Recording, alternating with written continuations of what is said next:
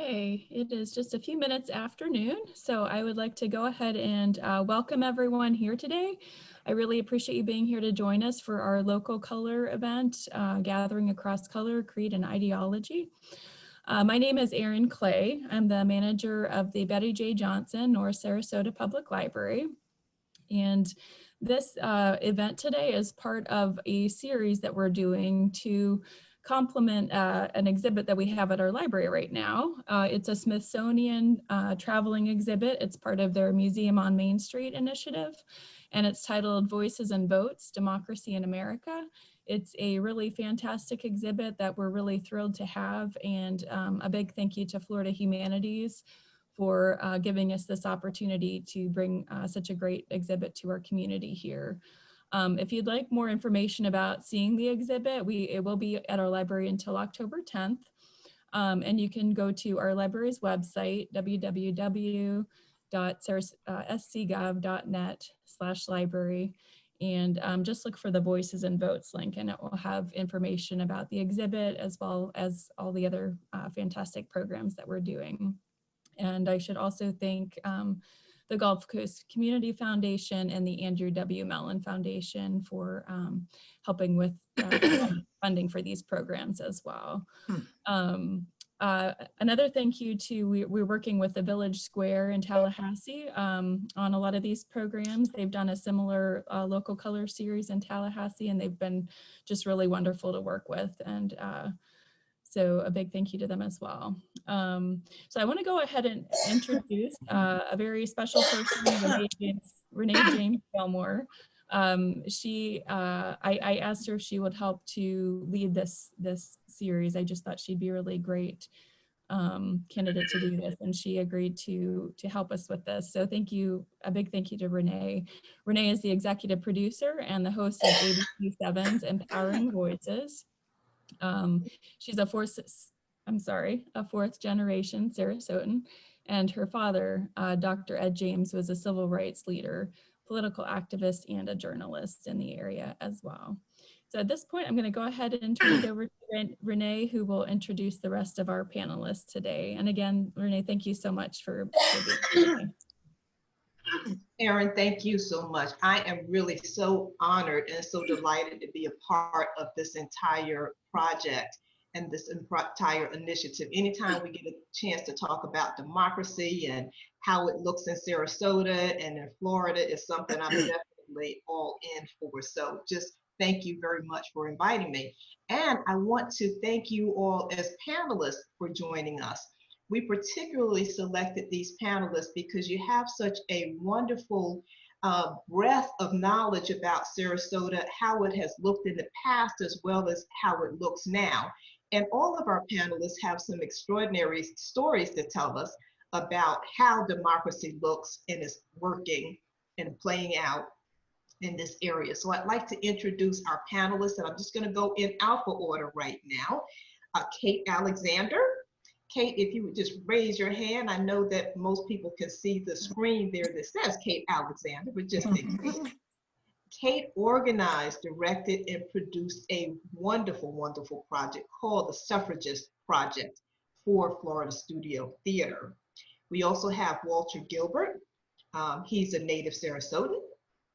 He is the diversity officer at Selby Gardens. And the stories I'm sure that we could all tell about Selby Gardens. So the fact that they have a diversity officer at this point in time is something that we will talk about a little bit today also. And we have Helen James, the wife of Dr. Ed James and my mom. And she too is a native of Sarasota.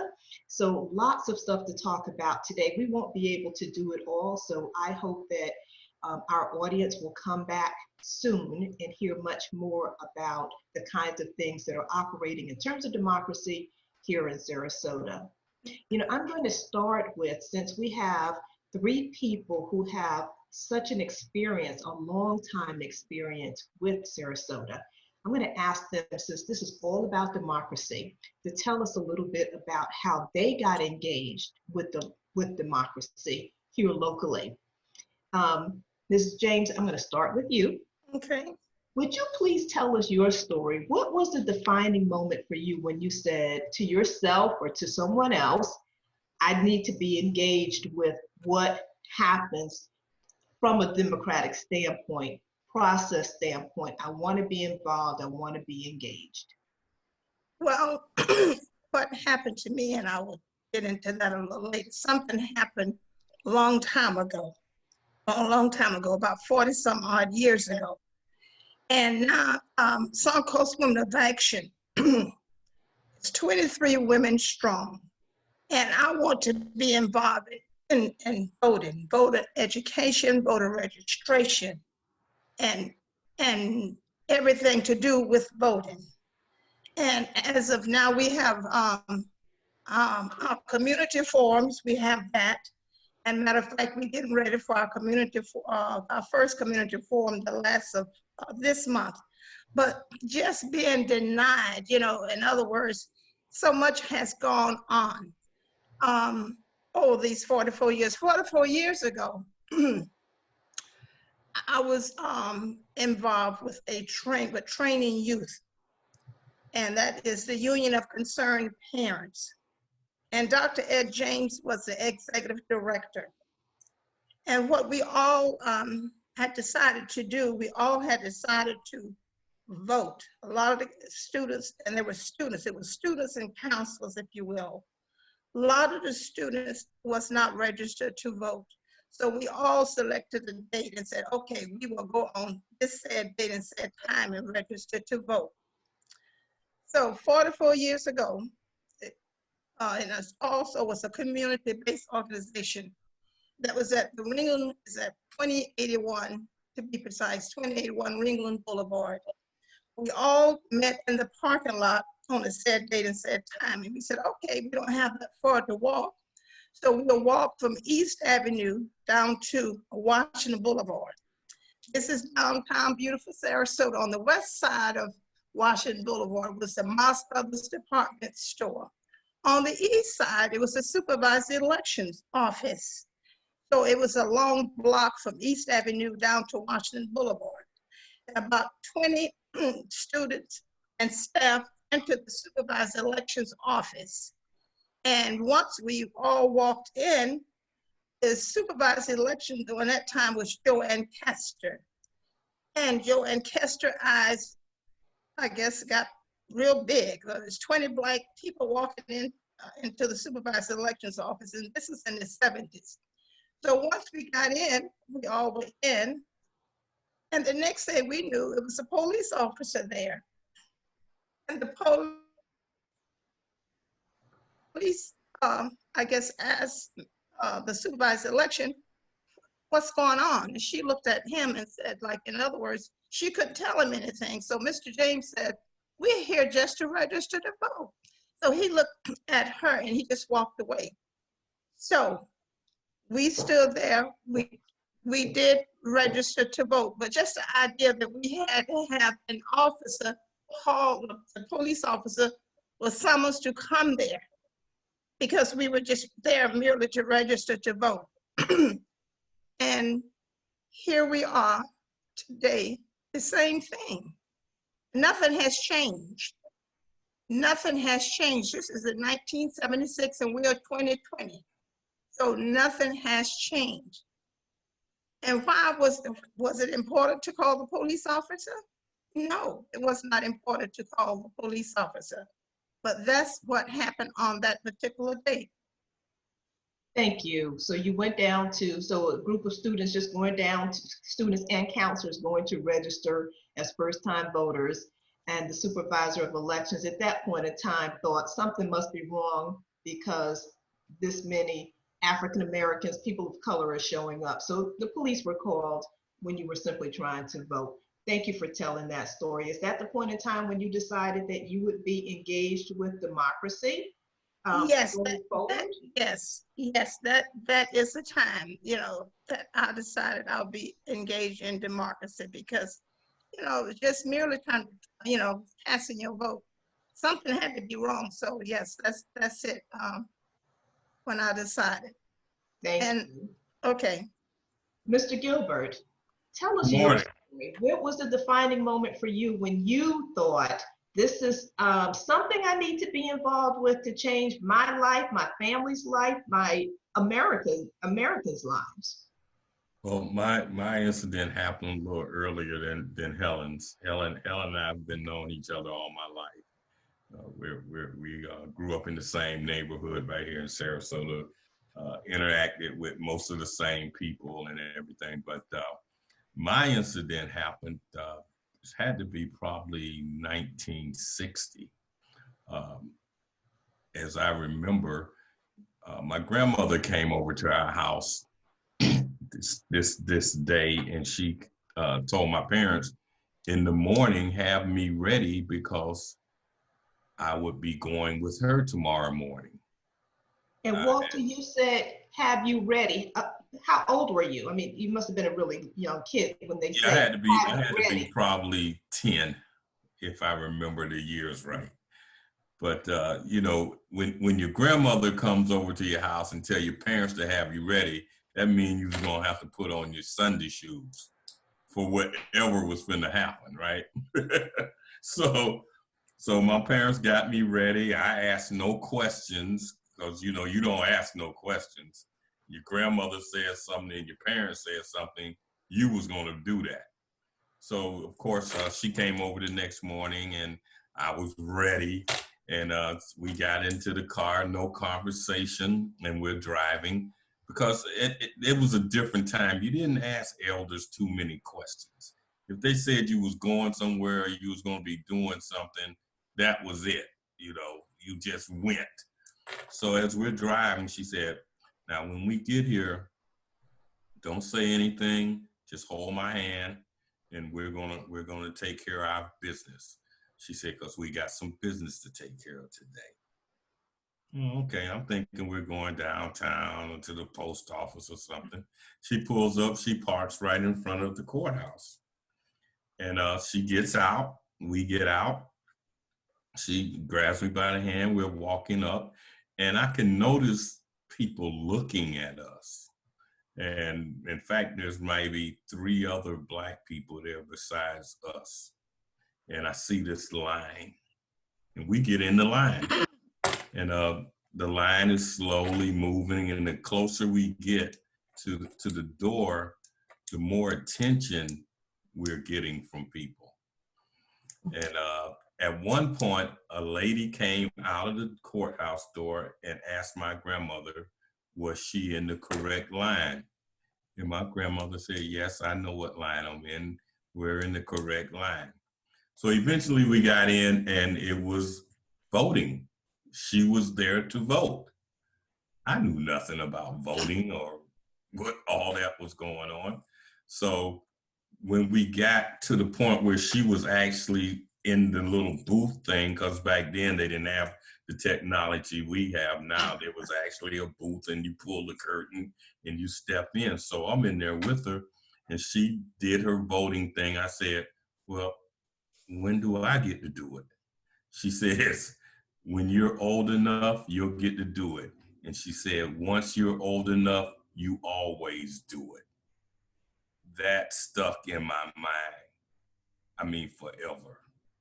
And when I got old enough, and ever since I've been old enough, I voted, because my grandmother told me that was important business to take care of. Oh my goodness, that sounds so powerful. And one of the things I get out of that message is how important it is for us as parents, as grandparents, as adults to teach the children.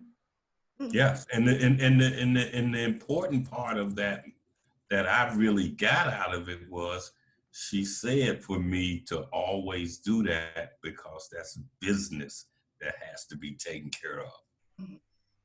Well, you know, it just goes to speak to the fact that when we talk about children are sponges, and what they see, they will likely emulate. Kate, you have been organizing such wonderful programs at Florida Studio Theater.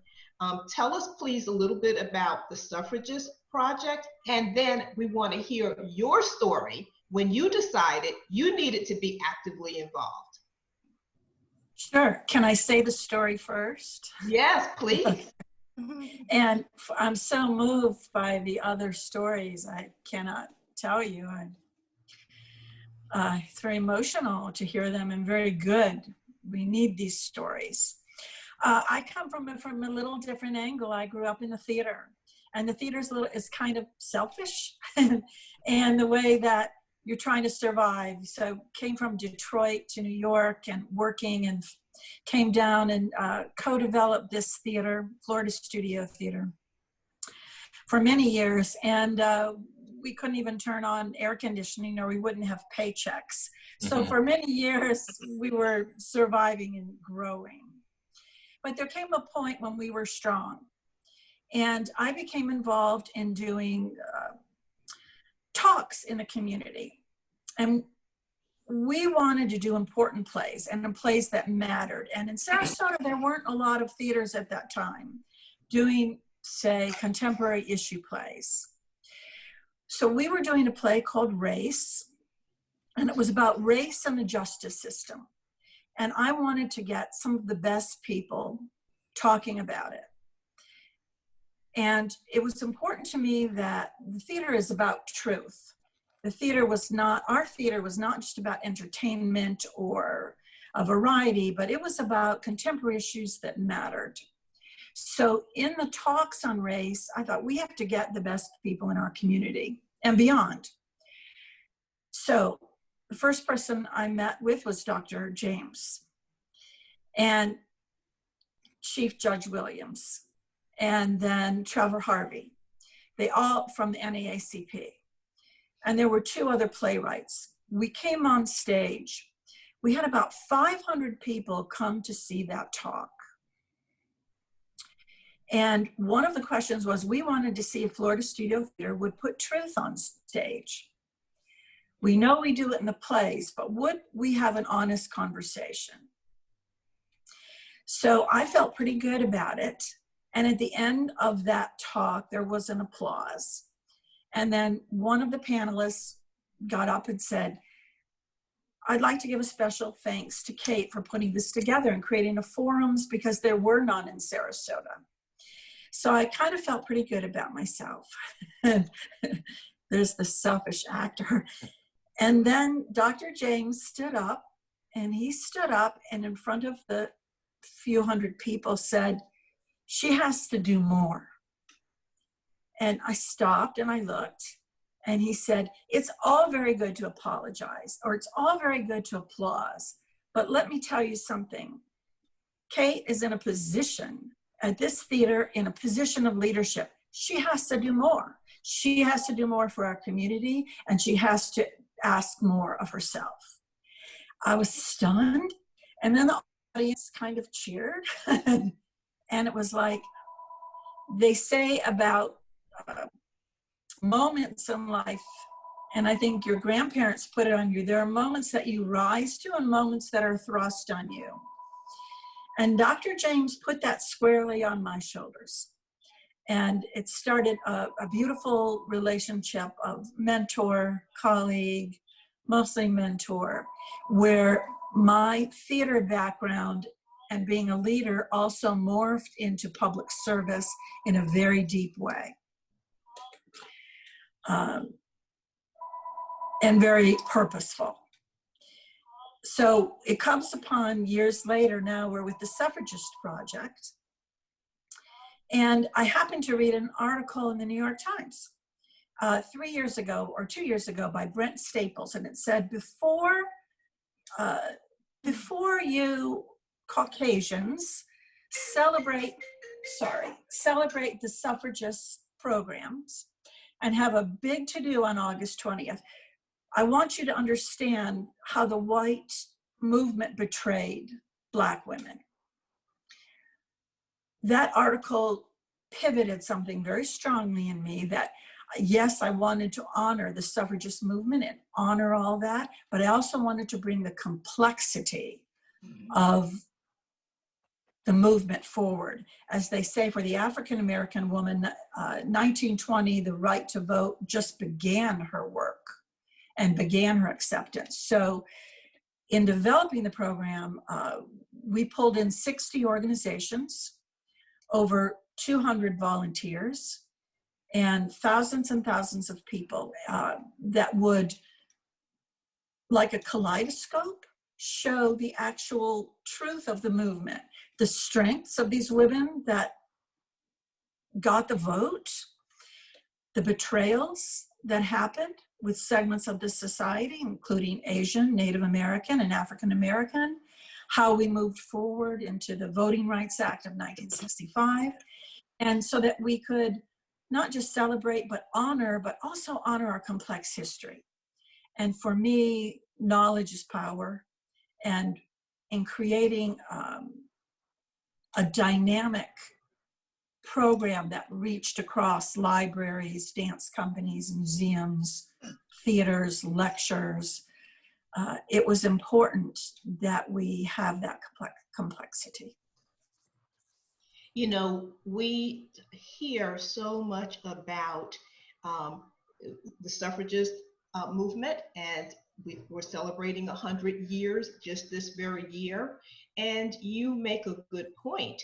Even with women getting the right to vote, it still was very different for Black women, because it still didn't mean just because you were a woman that you got some extra pass or some extra credit for going to vote.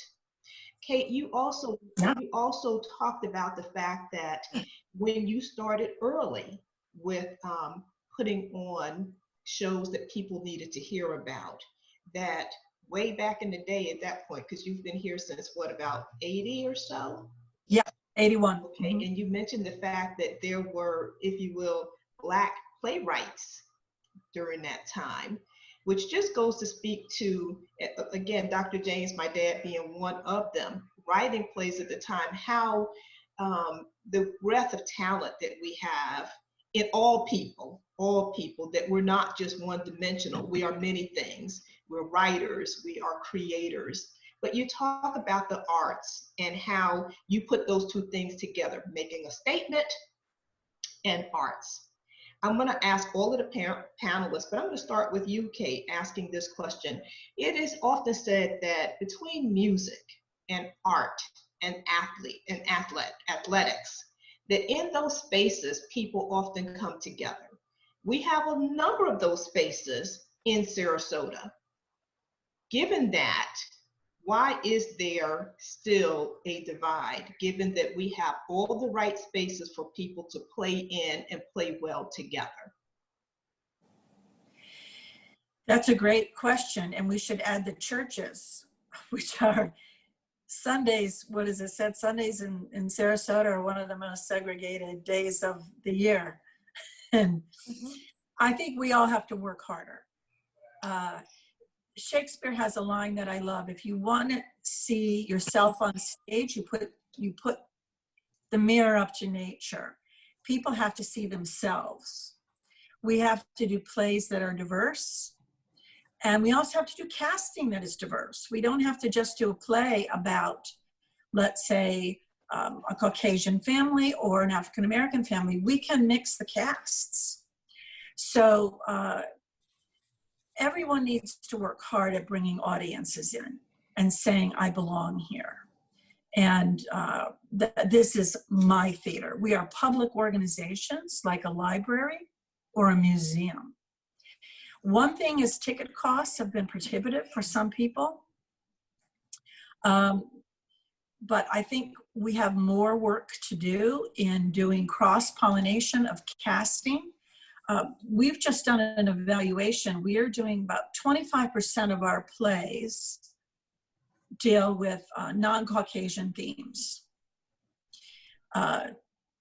Back in the 80s, we had bomb threats and walkouts on some of our plays. So we came from a radical background. Yeah. Our casting is more like 40 to 40%. But we are doing a pretty strong evaluation right now at the theater of where we stand both in hiring, casting, etc., so that people see themselves reflected in our theater. And that's what every organization, I think, needs to do.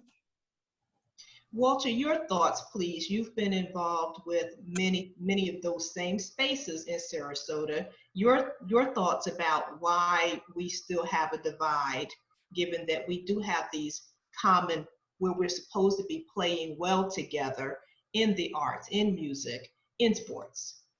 Well, it's all historical, and that's the bottom line. Historically, Blacks had not been involved nor welcomed into certain areas of our city. The arts situation is one of them. As she said, mentioned, was that, you know, some of it is economics. Some of the cost is not in the range of quite a few of the Black people here. And the other thing is exposure. You know, when somebody is not making something welcoming to you, and historically that has not been something that you have been invited to participate in, it's harder to catch that up. We're playing catch up in that manner now. So the thing that has to be done is everybody wants diversity. We have to be diverse. We have to do things to be diverse. You have to have, as she mentioned, Kate mentioned, reach out and do things and show by actions that you want this type of atmosphere to be. And the people that has the power to do that have to be the people that take that first step. Yes, Kate. I just want to add on to what Walter's saying. I agree, because for too often for white people, it was, well, come into my house when you're ready. Like, come in, instead of like, we need to go to each other's houses and we need to create a new house together. And we could not get scholarship students. We had scholarships for children of color. We could not get them coming to our theater until we went to the Hispanic community centers, or I went to a local church, or one of our staff went to the Palmetto Youth Center and spoke. We have to know each other. And I think for too long too, from a Caucasian side, it's been, you come to me, but very coded, very quiet, come into my house. We need a new house together. One of the biggest questions I get from, I work with Newtown Alive, and we do trolley tours where we talk about the Black history of the area and educate people on those aspects. Is they'll say, you know, we go over to the West Coast and we don't even see any Black people in the audience. And quite frankly, there's a reason. You know, everything is marketing. Who are they marketing their plays and their product, and who can afford it? So, like I said, you have to, and just as Kate expressed, you've got to reach out to people, and you have to let people know they're welcome, and you want them to participate in what you have, and make it feel good to them. You know, that's an interesting point that you made, Walter. And you too, Kate, when you talk about scholarships, I know that at Selby Gardens, as an example, where Walter is the diversity officer, Selby has made available for several years now opportunities for students to come for free. Because Kate, as you mentioned, when you say you've opened up your doors and said, come in, but for people of color, and let us just also recognize that in many times that also means people who are under-resourced financially. They happen to be many times the very same people. It's not to say that if you are one of color, then assume that you have no resources, but we also know that people of color disproportionately to their percentage of the population are under-resourced. They are poorer individuals from a standpoint. So when you say, hey, we got a free night, that in and of itself still can be challenging when you have, if you have at all, any reliable transportation to get where you need to go. and then assuming that even if something is half price when you have very little is still an expensive proposition. So so I think you all make excellent points. And speaking of, May I say something? yeah, go ahead, Helen. Okay. Mr. James has always been the first.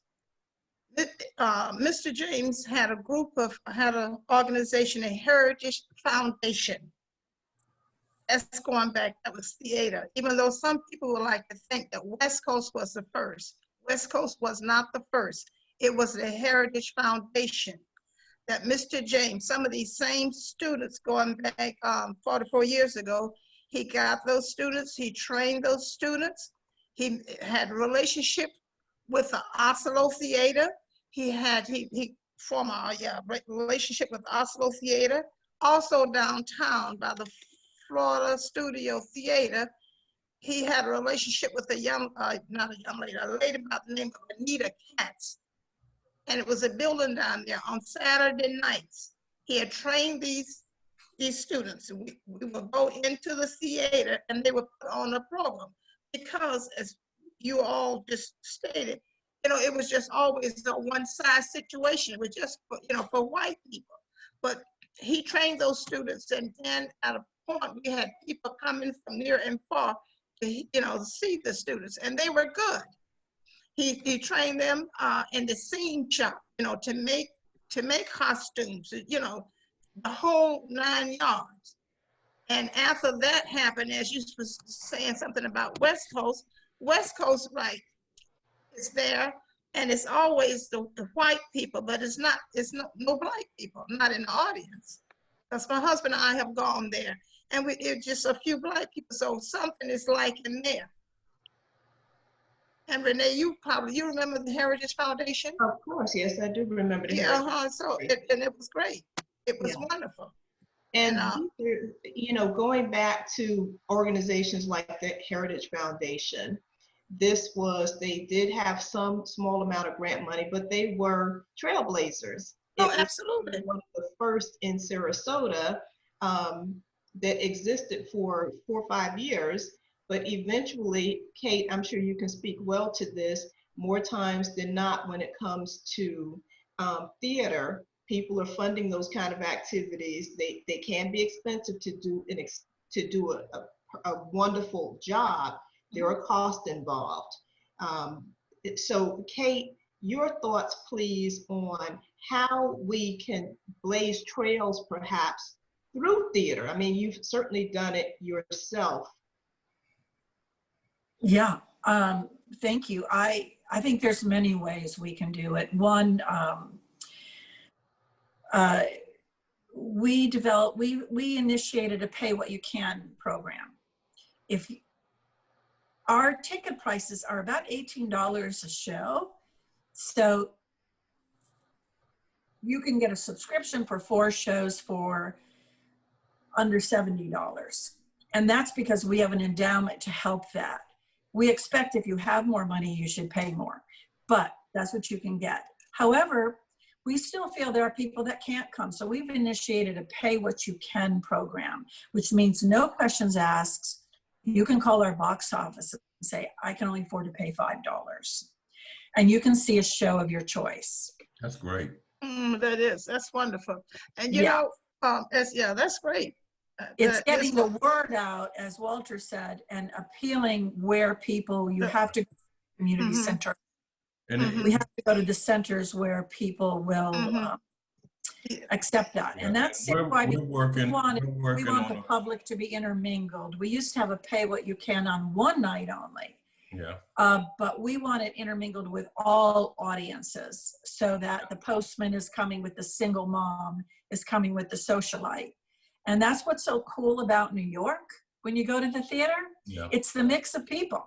And what Sarasota doesn't have is that. You go to this kind of place for this kind of person, this place with chandeliers for this kind of person. So it's imperative as a public institution that everybody feel I'm rubbing elbows with everybody. As somebody said, my gardener was in the audience. Well, Mhm. that's what theater is. And that's what we're trying to do over at Selby also with our diversity program. Renee mentioned the program that we've been doing for the youth called My Gardens program that handles and gives membership to underserved families.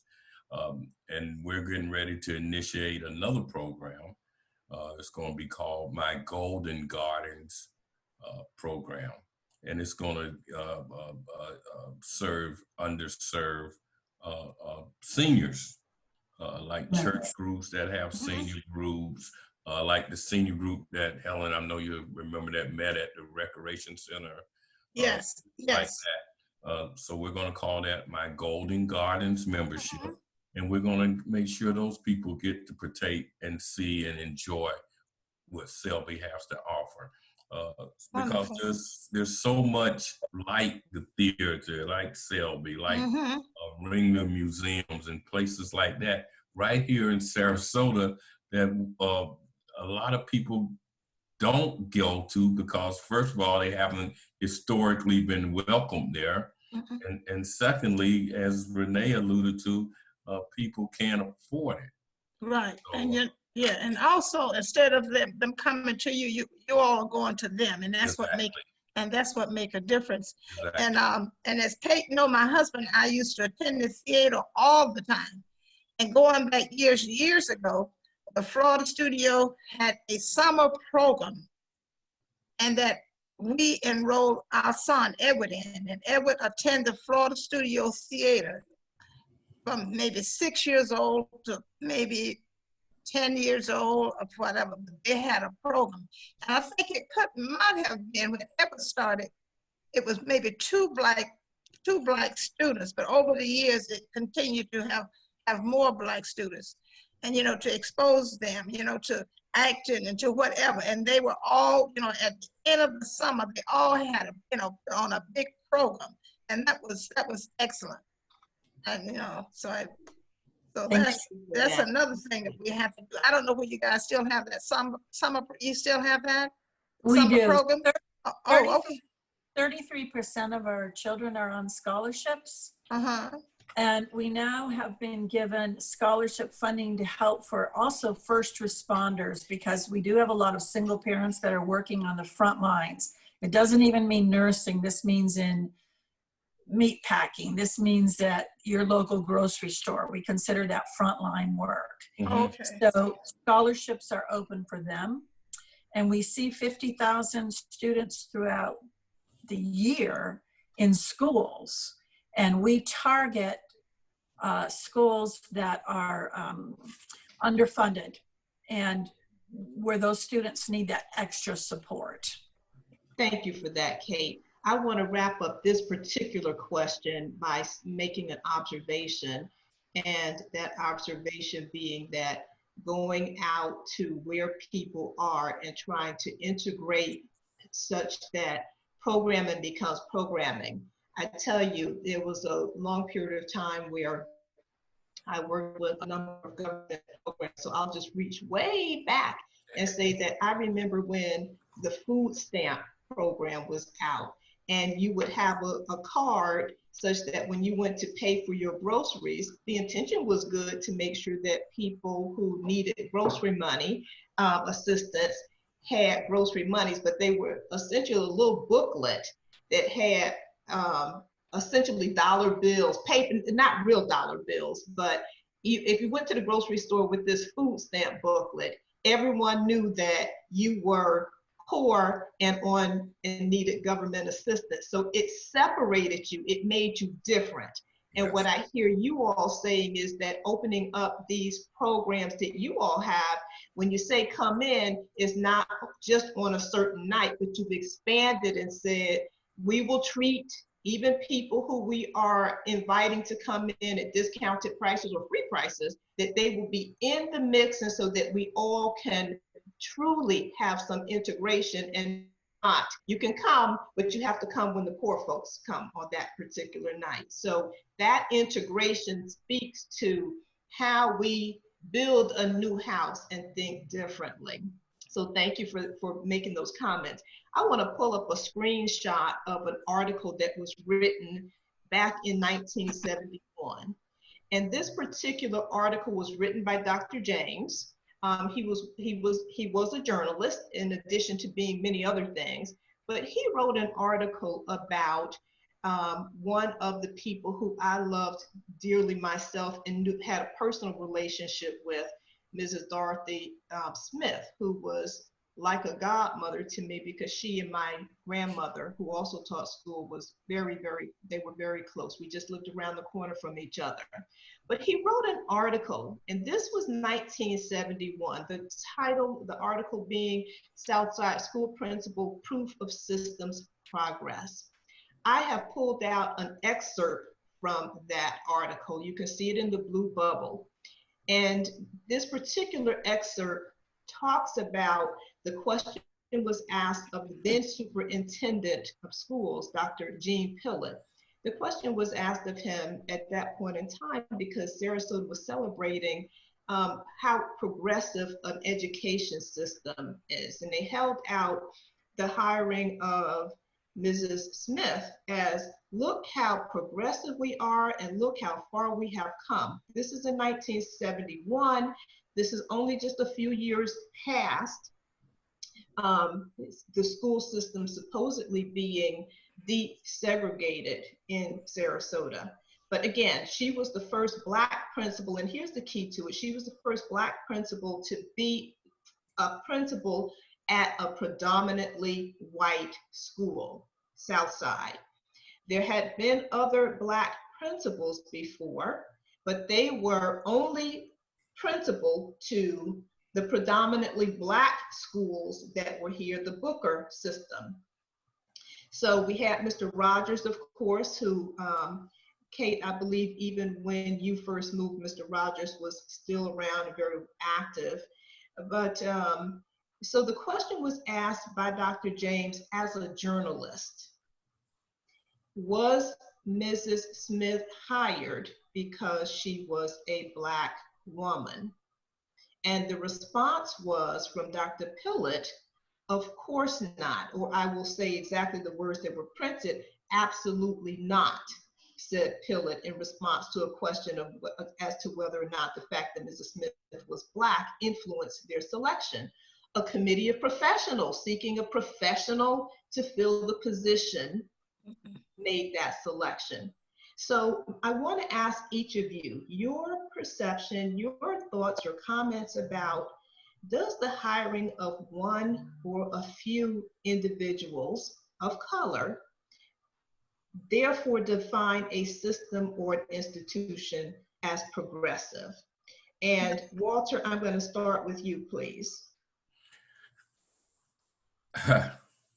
Every time I see this lady's picture or see her name, I get all over it. Mrs. Smith was actually my 6th grade teacher. In fact, I have a initiative that I started, and it's done, that we approached Sarasota County school system and asked them that we needed to honor Mrs. Smith in some type of way. So we raised the money, and they allowing us to place a bronze plaque with the likeness of Mrs. Smith on the front of Southside Elementary School as the first Black principal post-segregation in Sarasota County. So they're getting that building ready. The plaque is sitting over there, and we're going to have a big ceremony, and I'm going to just love on Miss Smith like she loved on me as a 6th grader. But to answer your question, Renee, is that a lot of times when a person gets put into a position or hired for a position and they're Black and they're in that position for the first time, people say that's the only reason they're there. And we know as Black people that we don't get positions like that. When we're put in a position or hired for a position, we have to be qualified. And in fact, most of the time we have to be overly qualified. So for that to be a thought pattern of some people, we've had to deal with it for years, and we know that's not true. So I'm going to ask, I'm going to go to you, Mrs. James, and ask the question. Does the hiring of one or a few people of color or minorities define an institution as progressive? Does that make the institution, give the institution authority to say, we are progressive, look at the fact that we have this person or these people? No, that is not progressive. You know, when they just select one person, that's what they want to perceive that we should be thinking. We think that they're progressive. As Mrs. Smith was my husband, I think 6th grade teacher, my 3rd and 6th grade teacher. Great person, great teacher, a great educator. But there's a lot of qualified people, a lot of qualified Black people, because I attend a all Black high school. So everyone to me in the high school or elementary school was qualified.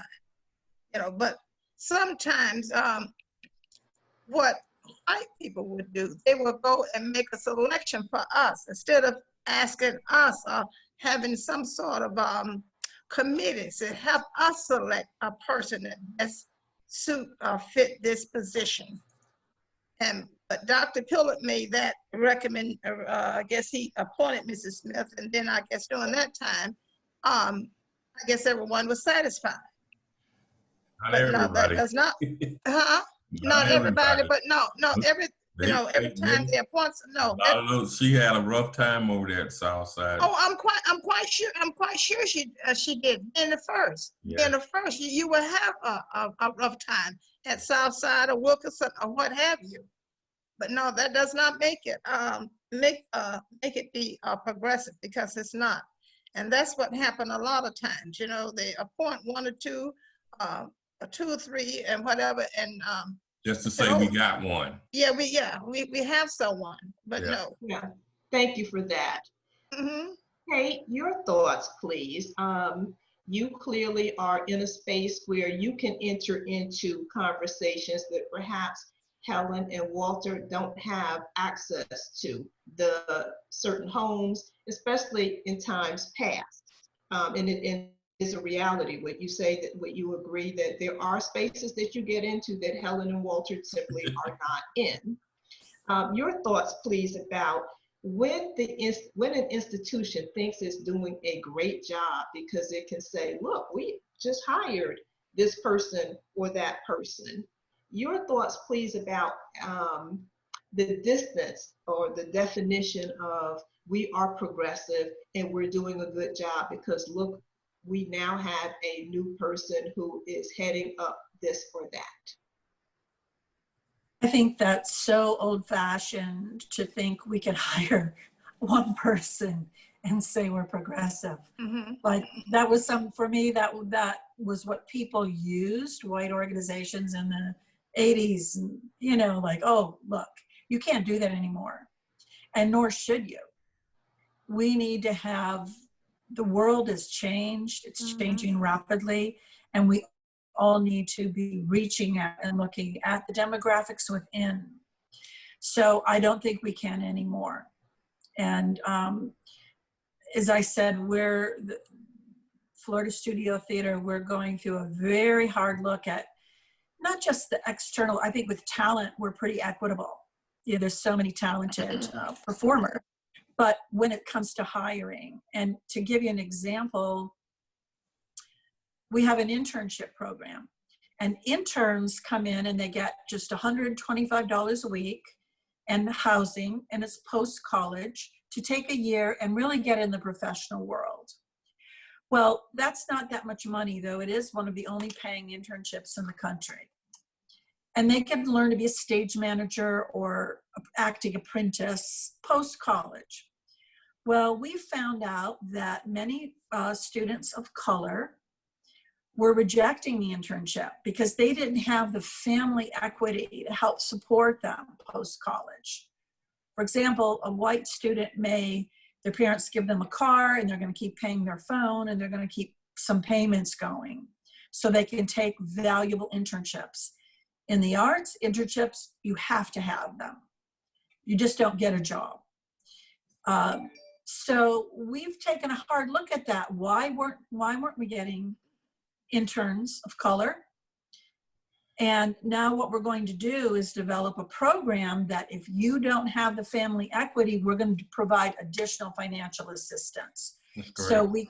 So we can get that diversity in there. So that was really on us. It's not just the external hiring, but what do we need to do? And we're looking at every single department, every single across the board. And I think those are the hard things that we all need to do now. Every single one of us. We can no longer rest on accidental hirings. We all have to be purposeful. And Renee, let me circle back right quick, if I may, because I've been a person over my different careers that I've had throughout life that has been the first, you know what I mean? The only one, sort of like that thing. But I have always insisted on when I took a position with a company or organization that I'm not here to be a show pony. If I got this job, I'm going to do this job. And if I'm in a position to make things different, I'm going to do that. So if you got me here for any other reason, you got the wrong guy. And I make that clear up front. And so far, so good. I only lost one job because of that attitude. So, so far, so good. But yeah, you still have people that think like that. So it's up to the persons and it's up to the community to hold people feet to the fire.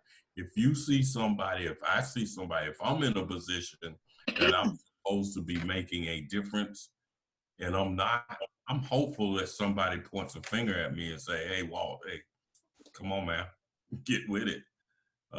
But I'm hopingly, and I think through the years, I've got enough experience to know when that situation exists. You know what was great going back some time ago. If you remember the CEDAR program. Yes. You know what? Now that's what we need again. Yes. We need something like that again, because we need young people to be trained in certain in everything.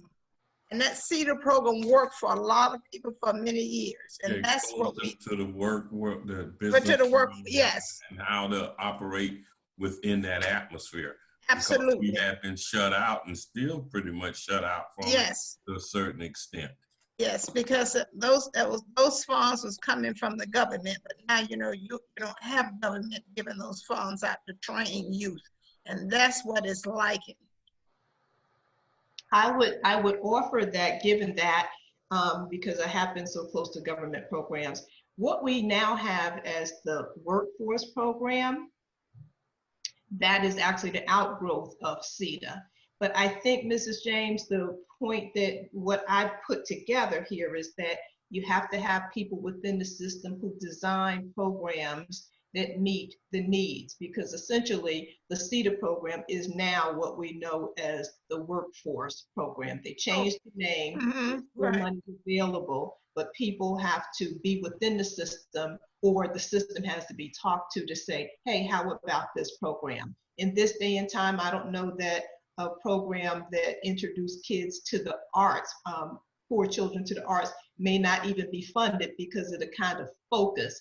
But that kind of brings us to the last thing that I want to talk about in terms of how the system can be fluid. Democracy can be fluid.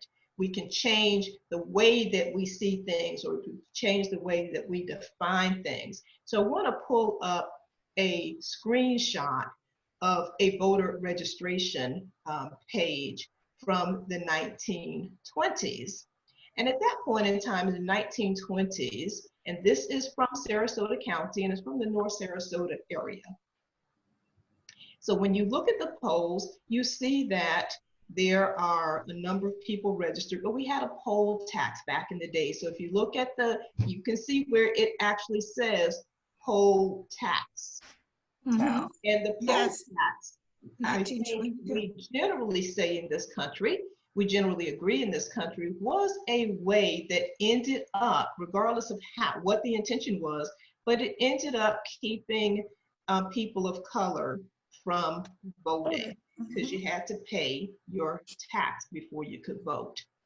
I want to ask you all, in terms of, for people or institutions that would say they're making their very best effort to ensure that people can vote and exercise their rights as American citizens to vote, what would you say is now the equivalent, if there is such a thing? Is there an equivalent of a poll tax, a tool that is inhibiting people from voting, despite the fact that the hue and cry is that, oh, everybody that is eligible to vote can certainly just go vote? I'm going to start with you, Yeah, Mrs. voter James. suppression. I'm sorry, I just blur out voter suppression. Yeah, go ahead on, Renee. Yeah, I'm going to start with you, since you do head an organization, founded and head the organization, Suncoast Women of Action, and that organization is committed to, your mission is committed to voter education and voter registration. Your Yes, thoughts, please. yeah, voter education, voter registration. Suncoast Women of Action was founded as a 501c3, not a PAC. You know, and our allegiance is to voter education, voter registration, and community forums. And we do not support a party. You know, we just support issues. And at this point, we are pushing hard to get all other voters information correct, because we have 30 days prior to each election to have for these voters to vote. And so coming up in the general election, we want to make sure everyone can cast their vote. So what are we doing now? We making sure everyone's signature has been updated, making sure if someone moved or someone changed their name, that's updated. Because if you walk into the polling place to vote and that is not, they have not updated your information, you will not be able to vote. So we're trying to do that to make sure everyone vote, their vote is, count. And Mrs. James, when we hear the system say, well, is it too much to ask people to keep their registration, their addresses, and keep their signatures? Is that too much to ask? No, it's not. No, it's not. Because, we have a responsibility just moving. When you move, you have to change your ID, your license have to be changed. That's the time you should change your address. So no, it's not. It's not too much. It's just a part of the civic duty to go and make sure all those things are updated.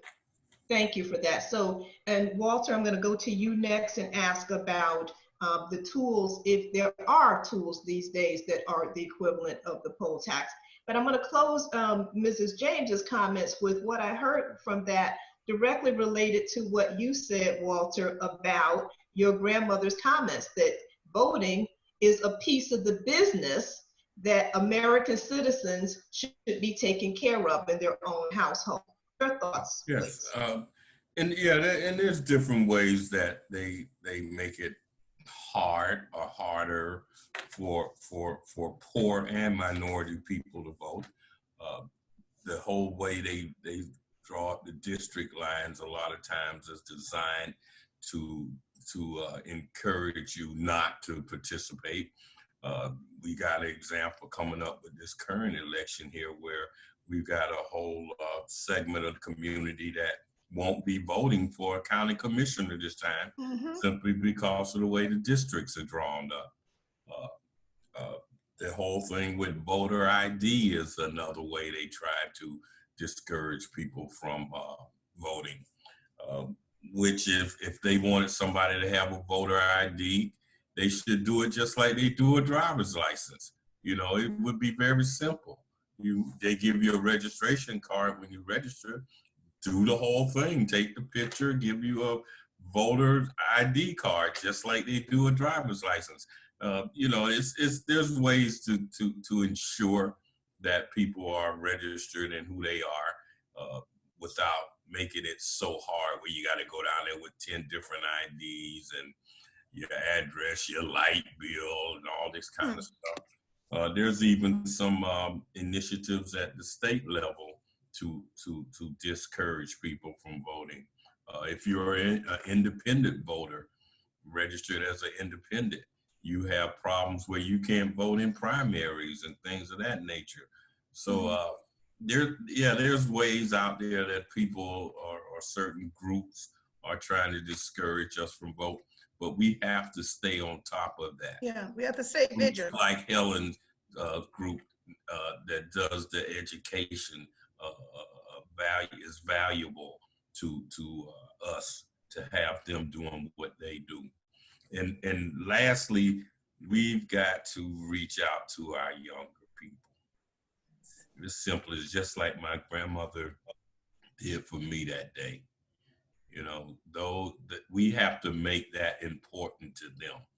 We have to let them know the history of the people and the price they paid, so we can have that right to do that business of voting. And Renee, my push for vote now, my we are 50 days away. The push for voting, make sure you vote early. Make sure you have your ID. Make sure when you vote early, we have a couple of polling places that you can vote. If you wait for election day, you have to go into your polling place. And that's what happened. A lot of times people will not go into their polling place and they end up filling out a provisional ballot. Those provisional ballot does not work. It don't, you know, it just doesn't work. And that provisional ballot might be the last thing is counted on election night or the next day. So please, ma'am, please, sir, please vote early. That's what we asking everyone to do. And if someone have to show up on election day, please let it be 2 or 3 people. We want everyone to vote early, and we don't have to worry about that. Thank you. Yes. Thank you, Renee. Kate, I'm going to have to leave you with the last word about democracy. I want to pull up a second page of the voter rolls that we had in 1920, showing that poll tax. So I'm going to pull up that second page. When you look at that, you can see that you can tell who is registered as Republican, who is registered as a Democrat, independent, or whatever. But I note that in 1920, there were a number of the registered voters who were Black. You can see that with the indication of B, and they were actually Republicans. So an observation in terms of democracy changing, ideological changes taking place, but a democracy is fluid. Kate, your thoughts, please, about, are there ways now that we should be wary of in terms of allowing people to engage in our democracy? Well, looking at this is totally frightening, because it's in black and white right there, and it's so clear. I fear all the invisible ways as well. The not visible ways, for example, the people that have been labeled felons and then have been released, now that's up for appeals in Florida, which means they might not get to vote. So what a horrible way to tell somebody that you are forever a criminal, not ever a citizen again. And these are people for whatever reasons, and we know the biases within the court systems. We know people have paid their dues and are out. They need to vote. The other invisible ways that I feel that we have a lot of disinformation allowed on the internets. And I think when Walter talks about young people, they are getting so much disinformation, and the accountability for people like Mark Zuckerberg from Facebook. And I put that name out because I'm very against that. They have been behind the curve in protecting the speech of hate speech, of misinformation, and things that frighten and confuse younger people. Younger people are getting their information a lot from Facebook and social media. Those social media people need to become responsible citizens themselves.